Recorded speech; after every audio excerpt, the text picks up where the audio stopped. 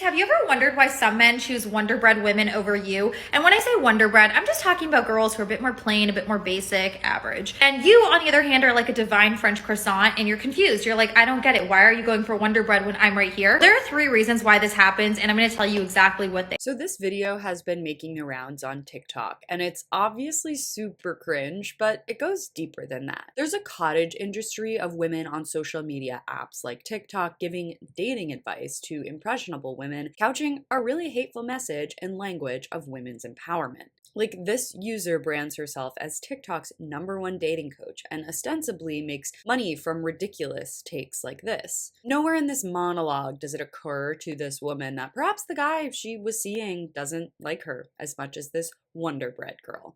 And the lengths she's going to convince herself and other women that it's something wrong with the other woman, something wrong with the guy, and not just a mismatch of compatibility is not only insane, but as this user puts it, incel behavior. Unpopular opinion, this is incel behavior.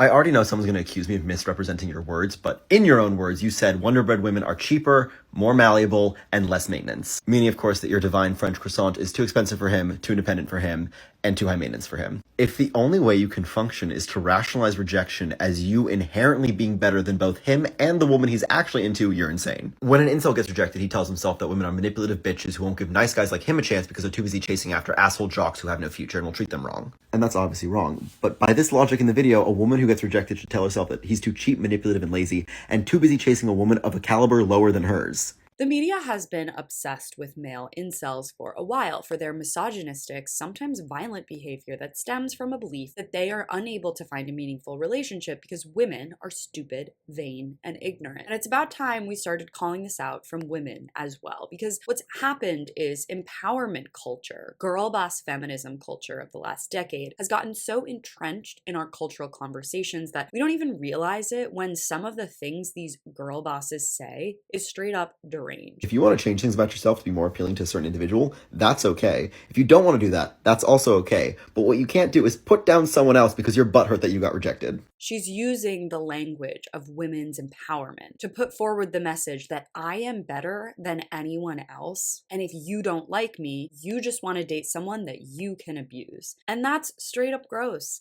And the bad news is there's literally hundreds of accounts like this. Behavior that demonizes the other isn't okay just because you're a woman or because you're on the left. It's really important that we open these conversations, especially with the younger people in our lives who are scrolling and watching these half-baked takes like this day in and day out from people who are getting paid to make these controversial statements. It'll be just as dangerous to our culture as incels. This person is hiding an ugly personality behind the language of empowerment, and unfortunately our algorithms reward people like this, stoking anger, provoking backlash, influencing impressionable young people day in and day out. She calls this type of basic woman a piece of Wonder Bread, whereas she is a divine French croissant, which is funny because croissants are known for being flaky, have a lot of air in them, and they also make huge messes. It's almost too perfect of a comparison without her even realizing it. Thanks so much for watching. You can follow me on all platforms at Caro Johnson 917.